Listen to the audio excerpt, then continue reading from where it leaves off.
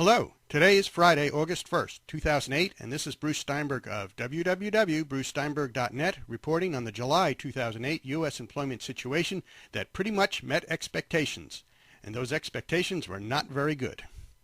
The Current Employment Survey, or CPS, but commonly known as the Household Survey, reported that the unemployment rate jumped up 0.2% to 5.7% last month.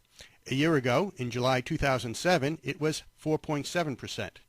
That 5.7% unemployment rate in July was the result of 285,000 more unemployed people, a civilian labor force that grew by 213,000, and 72,000 fewer people employed in June.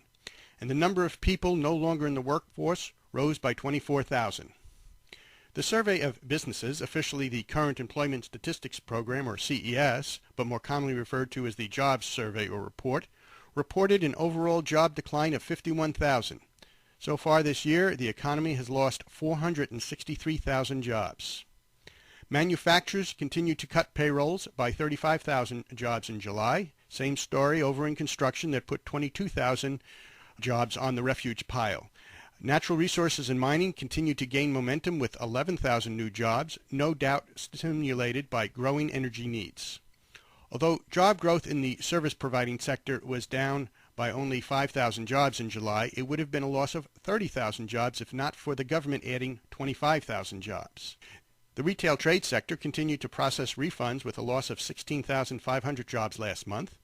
Automobile dealers had trouble keeping the cars moving, but not former employees, and eliminated 8,400 jobs in July.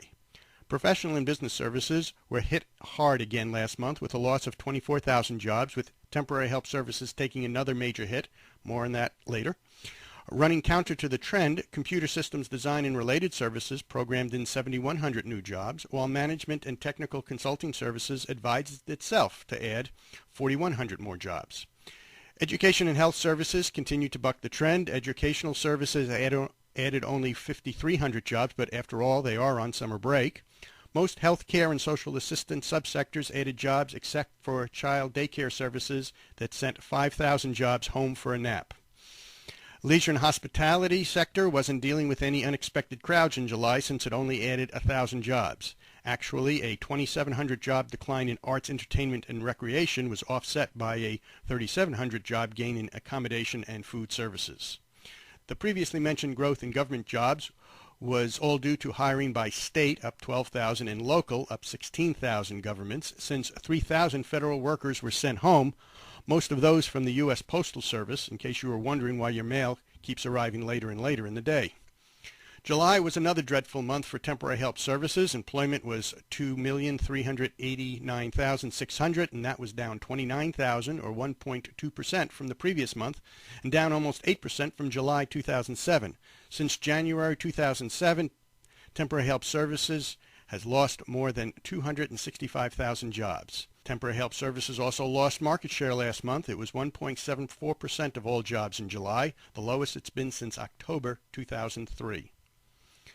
Although GDP, or gross domestic product, that is widely considered the definitive macroeconomic indicator for the second quarter of 2008, came in up 1.9%, most economists are still very pessimistic on the state of the economy.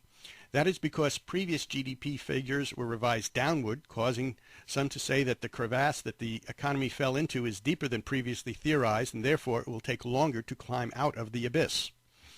And since fourth quarter 2007 GDP was revised to negative 0.2%, it had previously been reported as positive 0.6%, some have theorized that if, many think it's really only a question of when, the National Bureau of Economic Research marks the current cycle as a recession, it may have started the end of 2007 or earlier this year.